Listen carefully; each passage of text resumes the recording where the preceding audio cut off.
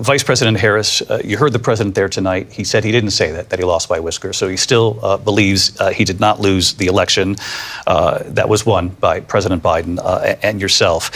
But I do want to ask you about something that's come up in the last couple of days. This was a post from President Trump about this upcoming election just weeks away. He said, when I win, those people who cheated, and then he lists donors, voters, election officials, he says will be prosecuted to the fullest extent of the law, which will include long-term prison sentences. One of your campaign's top lawyers responded saying, we won't let Donald Trump intimidate us. We won't let him suppress the vote. Is that what you believe he's trying to do here? Donald Trump was fired by 81 million people. So let's be clear about that. And clearly he is having a very difficult time processing that. But we cannot afford to have a president of the United States who attempts, as he did in the past, to upend the will of the voters in a free and fair election. And I'm going to tell you that I have traveled the world as Vice President of the United States, and world leaders are laughing at Donald Trump. I have talked with military leaders, some of whom worked with you, and they say you're a disgrace. And when you then talk in this way in a presidential debate and deny what over and over again are court cases you have lost because you did, in fact, lose that election, it leads one to believe that perhaps we do not have in the candidate to my right the temperament or the ability to not be confused about fact. That's deeply troubling, and the American people deserve better. I'll give you 1 minute to respond, Mr. President. Let me just say about world leaders. Viktor Orban, one of the most respected men, they call him a strong man. He's a tough person, smart. Prime Minister of Hungary. They said, why is the whole world blowing up? 3 years ago it wasn't. Why is it blowing up? He said, because you need Trump back as president. They were afraid of him. China was afraid, and I don't like to use the word afraid, but I'm just quoting him. China was afraid of him. North Korea was afraid of him. Look at what's going on with North Korea, by the way. He said Russia was afraid of him. I ended the Nord Stream 2 pipeline, and Biden put it back on day one, but he ended the XL pipeline. The XL pipeline in our country, he ended that. But he let the Russians build a pipeline going all over Europe and heading into Germany, the biggest pipeline in the world. Look, Viktor Orban said it. He said the most respected, most feared person is Donald Trump. We had no problems when Trump was president, but when this weak, pathetic man that you saw at a debate just a few months ago, that if he weren't in that debate, he'd be running instead of her. She got no votes. He got 14 million votes. What you did, you talk about a threat to democracy. He got 14 million votes, and they threw him out of office. And you know what? I'll give you a little secret. He hates her. He can't stand her. But he got 14 million votes. They threw him out. She got 0 votes. And when she ran, she was the first one to leave because she failed.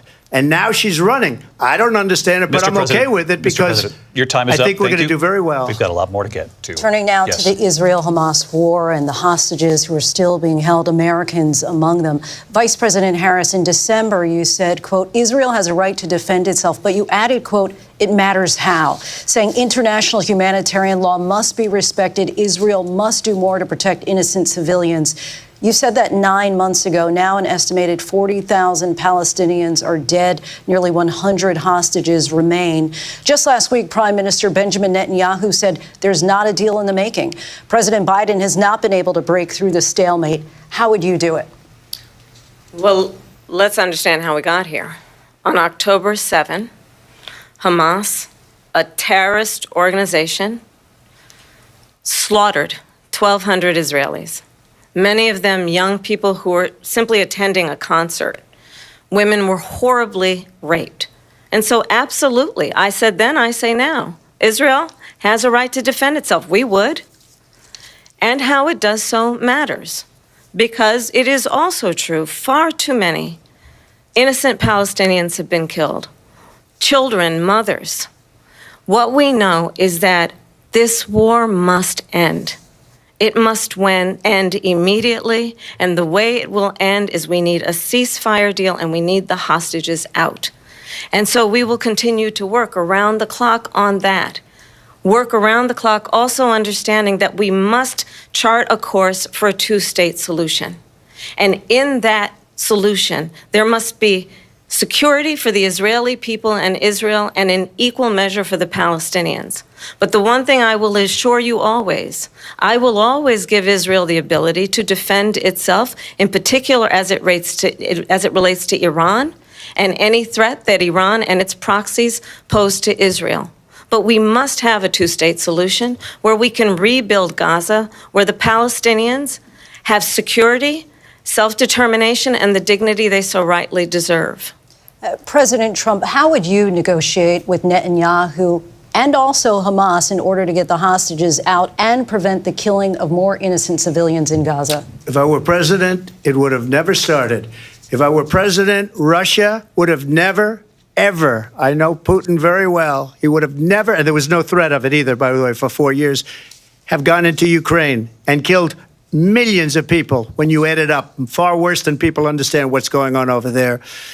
But when she mentions about Israel, all of a sudden, she hates Israel. She wouldn't even meet with Netanyahu when he went to Congress to make a very important speech. She refused to be there because she was at a sorority party of hers. She wanted to go to the sorority party. She hates Israel. If she's president, I believe that Israel will not exist within 2 years from now. And I've been pretty good at predictions, and I hope I'm wrong about that one. She hates Israel. At the same time, in her own way, she hates the Arab population because the whole place is going to get blown up. Arabs, Jewish people, Israel will be gone. It would have never happened. Iran was broke under Donald Trump. Now Iran has $300 billion because they took off all the sanctions that I had. Iran had no money for Hamas or Hezbollah or any of the 28 different spheres of terror, and they are spheres of terror, horrible terror. They had no money. It was a big story, and you know it. You covered it very well, actually. They had no money for terror. They were broke. Now they're a rich nation, and now what they're doing is they're spreading that money around. Look at what's happening with the Houthis and Yemen. Look at what's going on in the Middle East. This would have never happened. I will get that settled and fast, and I'll get the war with Ukraine and Russia ended. If I'm president-elect, I'll get it done before even becoming president. Vice President Harris, he says you hate Israel. That's absolutely not true. I have my entire career and life supported Israel and the Israeli people. He knows that. He's trying to, again, divide and distract from the reality, which is it is very well known that Donald Trump is weak and wrong on national security and foreign policy. It is well known that he admires dictators, wants to be a dictator on day one, according to himself. It is well known that he said of Putin that he can do whatever the hell he wants and go into Ukraine. It is well known that he said when Russia went into Ukraine, it was brilliant. It is well known he exchanged love letters with Kim Jong-un. And it is absolutely well known that these dictators and autocrats are rooting for you to be president again because they're so clear. They can manipulate you with flattery and favors. And that is why so many military leaders who you have worked with have told me you are a disgrace. That is why we understand that we have to have a president who is not consistently weak and wrong on national security, including the importance of upholding and respecting in highest regard our military. Vice President Harris, thank you. They're the ones, and she's the one that caused it, that's weak on national security by allowing every nation last month for the year, 168 different countries sending people into our country. Their crime rates are way down. Putin endorsed her last week, said, I hope she wins. And I think he meant it because what he's gotten away with is absolutely incredible. It wouldn't have happened with me.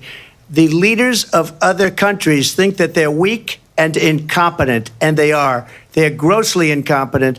And I just ask one question. Why does Biden go in and kill the Keystone Pipeline and approved the single biggest deal that Russia's ever made, Nord Stream 2, the biggest pipeline anywhere in the world going to Germany and all over Europe, because they're weak and they're ineffective. And Biden, by the way, President gets paid Trump, a lot of money. Thank you. We have a lot of issues to get to. We'll be right back with much more of this historic ABC News presidential debate from the National Constitution Center right here in Philadelphia. Back in a moment.